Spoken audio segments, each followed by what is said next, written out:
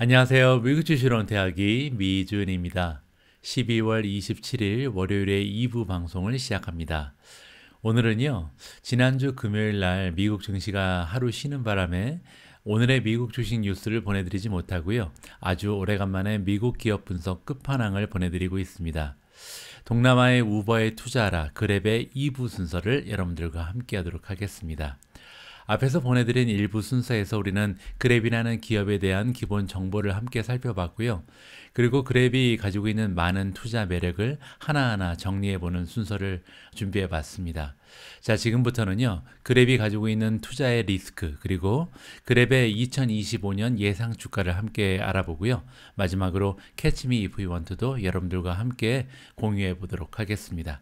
자, 그러면 2부 방송도 끝까지 함께 해주시기 바랍니다. 아주 오래간만에 보내드리는 기업 분석 끝판왕 그랩의 2부 순서 바로 시작합니다. 자, 오늘 2부 방송의 첫 번째 순서는요, 그랩이라는 기업이 가지고 있는 투자의 리스크를 정리해 보도록 하겠습니다.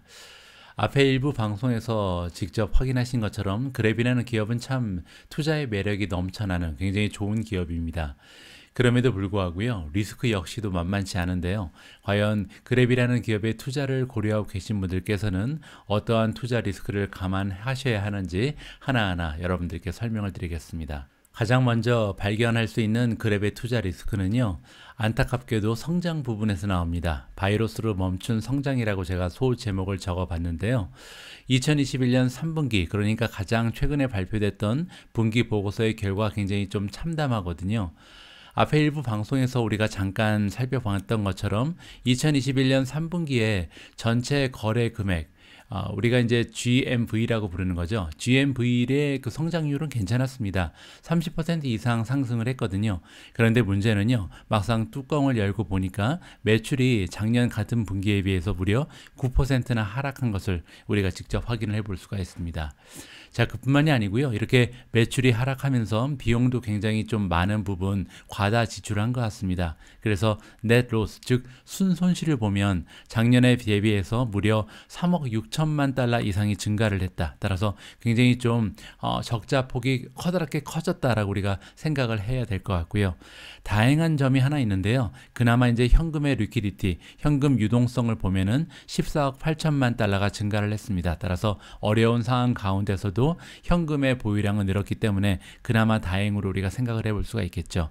자, 그렇지만 매출이 9%나 떨어진 부분, 그리고 순손실이 이렇게 3억 6천만 달러 이상 증가한 것은요, 굉장히 좀 주가가 하락하는데 커다란 일조를 했다라고 우리가 정리를 해도 좋을 것 같습니다. 사실 작년도 2020년 3분기에도 바이러스의 상황은 올해 못지않게 힘든 상황이었잖아요. 그럼에도 불구하고 그랩의 이 매출이 작년 비해서 오히려 하락한 이유를 우리가 좀 살펴봐야 될 것 같은데요. 자, 지금 보고 계신 것처럼 2021년 3분기의 결과, 그 매출 부분은요, 세그먼트별로 나누어 봤습니다.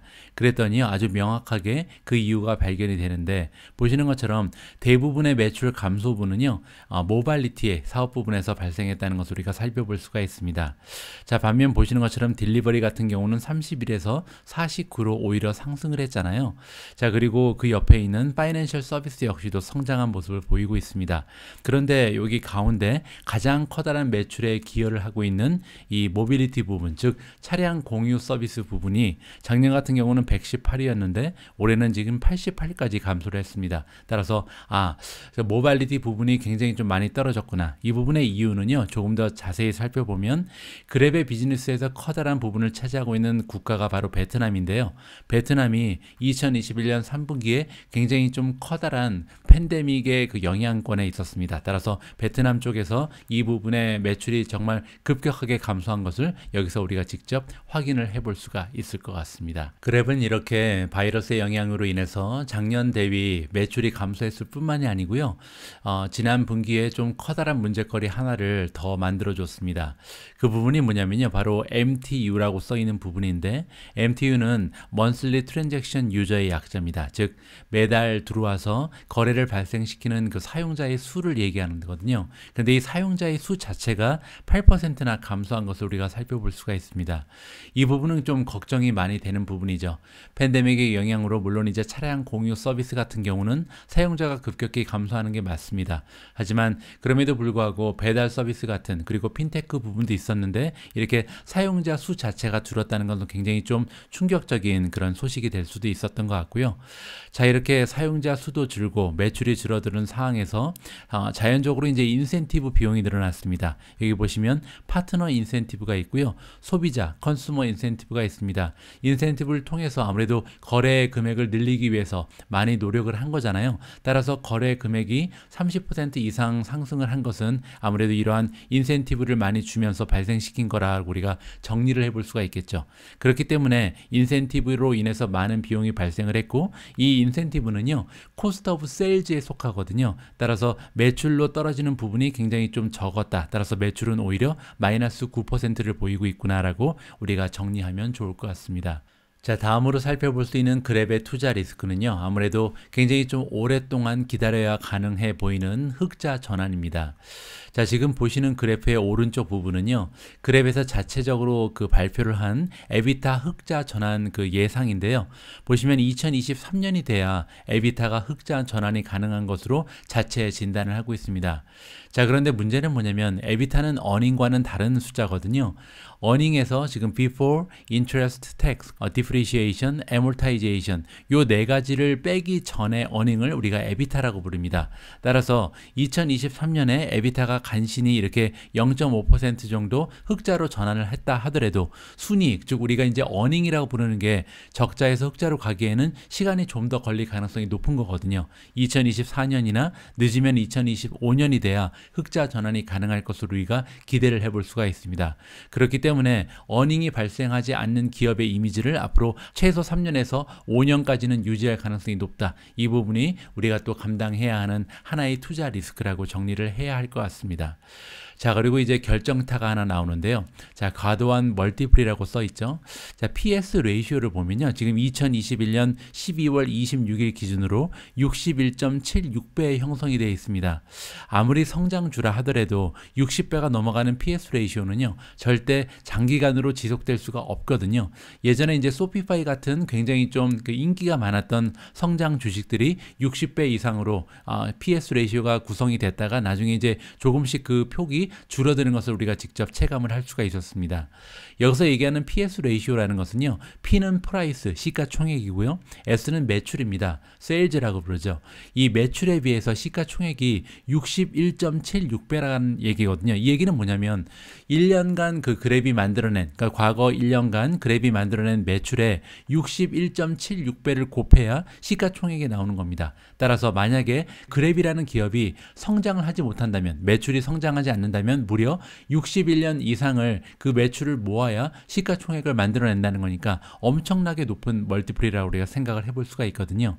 그리고 이제 이 멀티플을 다른 기업하고 한번 비교를 해봐야 될 것 같습니다. 가장 그 손쉬운 비교 대상은 아무래도 C가 아닐까 합니다. 왜냐하면 C라는 기업은요, 물론 이제 싱가포르 태생이긴 하지만 동남아 시장을 대상으로 하고 또 다른 슈퍼 앱이라고 또 칭송을 받는 이런 기업이거든요. 물론 이제 다소 다른 비즈니스의 부분이 있긴 합니다. C 같은 경우는 이제 게임에도 진출을 해놓은 사항이고, 그리고 이제 가장 커다란 비즈니스 부분 중에 하나는 이커머스잖아요. 따라서 그랩이 가지고 있지 않은 이커머스 비즈니스 모델을 가지고 있다는 점에서 약간 다른 면모를 보이긴 합니다. 그랩 역시도 C가 가지고 있지 않은 차량 공유 서비스, 그리고 이제 배달 서비스 같은 경우는 이제 C도 뛰어들었거든요. 따라서 비즈니스가 겹치는 부분도 있고, 그리고 겹치지 않는 부분도 있긴 하지만 그럼에도 불구하고 같은 동남아를 대상으로 하는 테크 성장 주식이라는 면에 있어서 두 기업의 멀티플을 비교하는 것은 하나의 그 투자의 척도가 될 수도 있을 것 같습니다. 자, 이번에 보여드릴 그 수치 비교는요, EV/Sales라고 되어 있죠. 이것은 이제 우리가 EV to Sales Ratio라고 부르는 건데, 여기 나와 있는 EV는요, 엔터프라이즈 밸류입니다. 엔터프라이즈 밸류는요, 시가총액과 굉장히 비슷한 컨셉이긴 한데, 그 시가총액에서 현금을 제외하고요, 그리고 부채를 더해야 됩니다. 그래서 만약에 이 기업을 직접 이제 이제 내가 현금을 주고 사게 되면 이 현금을 사게 주고 되는 실제 가격을 따져보는 거죠. 왜냐하면 부채가 많다면 실제보다 더 비싸게 사는 거잖아요. 그래서 플러스를 해주고요. 현금이 많은 기업이라면 현금만큼 디스카운트를 받는 효과가 있기 때문에 현금을 빼주면 EV가 나옵니다. 엔터프라이즈 밸류가 나오고요. 이 엔터프라이즈 밸류에서 지금 세일즈를 비교해 볼 때 매출 규모에 비해서 몇 배나 뻥튀기가 되어 있는가, 요거를 계산하는 것이 EV to Sales Ratio입니다. 자, 일단 TTM 기준으로 보면요, C 같은 경우는 EV to Sales Ratio가 13.91배에 형성이 되어 있습니다. 매출의 규모에 비해서 한 14배 정도 지금 멀티플이 형성이 되어 있는 거잖아요. 근데 문제는 뭐냐면 그렉 같은 경우는 1년간 만들어내는 세일즈에 비해서 엔터프라이즈 밸류가 46배가 넘어갑니다. 굉장히 좀 비싸죠. 자, 그리고 이제 그 위에 있는 것은 포워드라는 것은 매출이긴 매출인데 지난 12개월의 매출이 아니고 앞으로 12개월 동안 이 두 기업이 만들어낼 것으로 기대되는 기대 매출 수치를 가지고 비교를 하는 겁니다. 자, C 같은 경우는요, 앞으로 12개월 동안 만들어낼 매출에 비해서 엔터프라이즈 밸류가 12.28배 올라가 있죠. 그런데 그렉 같은 경우는 지금 굉장히 어려운 상황이기 때문에 오히려 멀티플이 더 올라갑니다. 48.7배가 나오거든요. 자, 이 두 수치를 비교해 봤을 때 C에 비해서 그랩은 굉장히 또 저 멀티플이 높게 올라가면서 과대평가되어 있는 이런 주식이라는 것을 우리가 살펴볼 수가 있는 겁니다. 자, 그럼 다음 챕터로 넘어가서요, 드디어 그랩의 2025년 예상 주가를 함께 계산해 보도록 하겠습니다. 자, 미주은에서 사용하는 예상 주가 산정 방식은요, 우리가 멀티플 메서드라고 부르는데요. 멀티플 메서드는 굉장히 좀 쉬운 공식입니다. 우리가 이제 주가는요, 가장 쉽게 이야기해 실적 곱하기 시장의 기대감으로 표시할 수가 있거든요. 이 실적이라는 것은 우리가 보통 어닝이라고 부르기도 하고 아니면 매출이라고 부르는 부분이고요. 그리고 이제 이 기대감이라는 것은 우리가 멀티플 혹은 프리미엄으로 바꿔 부를 수가 있는 거죠. 그래서 주가 이꼴 실적 곱하기 기대감이다. 이 부분을 기억을 하시면 굉장히 쉽게 이해를 하실 수가 있습니다. 자, 미주은에서 사용하는 예상 주가 방식은 이제 두 가지로 나뉘는데, 첫 번째 방식은요, 가치주 그리고 우량주일 때는 보통 earning per share, 우리가 EPS라고 부르는 거죠. earning per share 곱하기 price to earning ratio, PER을 곱해서 산정을 합니다. 이게 이제 보통은 가장 정확한 척도가 될 수가 있는데, 문제는 성장주 같은 경우는요, earning이 나오지가 않거나 아니면 굉장히 좀 불규칙하게 나올 가능성이 높거든요. 따라서 earning이 정확한 척도가 되지 못했기 때문에 대신 레비뉴를 사용해서요, 레비뉴 퍼 쉐어 곱하기 프라이스 투 세일즈 레이쇼로 바꿔서 계산을 하게 됩니다. 자, 여기서 그렉 같은 경우는 아까 말씀드린 것처럼 적어도 2024년 아니면 2025년까지 어닝이 발생할 가능성이 없죠. 따라서 성장 주식 모델을 사용해야 될 것 같습니다. 자, 그렇게 되면요, 2025년 그랩의 예상 주가를 산정하기 위해서 2025년 타겟 프라이스 이꼴 레비뉴 퍼 쉐어 2025년 예상 RPS를 구해야 되고요. 곱하기 PSR Price to Sales Ratio를 곱하면 2025년 그랩의 예상 주가를 우리가 직접 계산할 수가 있을 것 같습니다. 자, 그 중에서 첫 번째를 먼저 계산해야겠죠. Revenue per share를 우리가 직접 계산을 해볼 텐데요.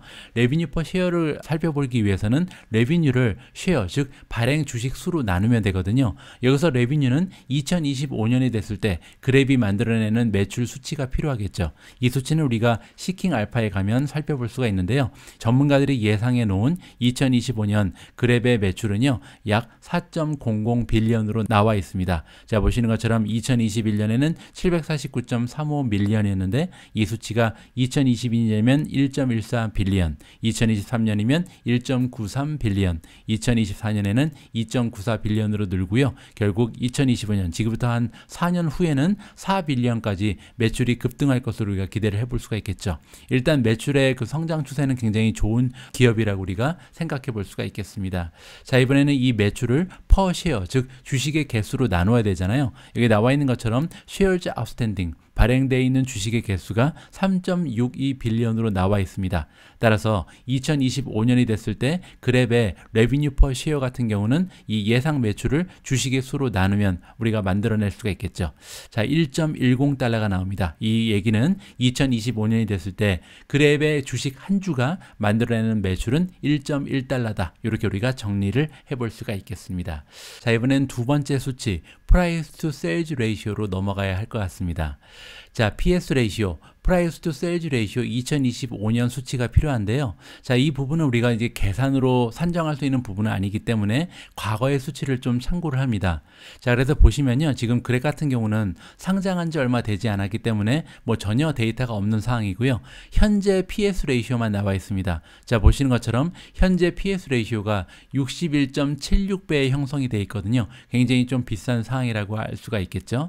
자, 이렇게 역사상의 수치를 봐서는 그랩의 PS 레이시오가 2025년이 됐을 때 한 몇 배 정도 형성이 될지 전혀 감이 오지 않죠. 자, 이럴 때 우리가 활용할 수 있는 수치는 뭐냐면 비슷한 기업 아니면 경쟁 기업의 PS 레이시오를 벤치마킹 하면 됩니다. 자, 보시는 것처럼 PS 레이시오 벤치마킹에 사용된 기업이 4개가 나와 있는데요. 먼저 동남아에서 같은 그 슈퍼 앱을 운영하고 있는 C 리미티드 같은 경우는 13.93이라는 PS 레이시오를 가지고 있습니다. 자, 그랩에 비해서 훨씬 더 싼 상태죠. 자, 두 번째로 동남아는 아니지만 그래도 남미에서 굉장히 좀 비슷한 비즈니스 모델을 가지고 있는 메르카도 리브레 같은 경우는 10.03배를 이루고 있고요. 자, 다음은 서양 세계로 넘어와서 우버 같은 경우는 그랩하고 비즈니스 모델은 가장 흡사한 이러한 기업이라고 할 수가 있겠죠.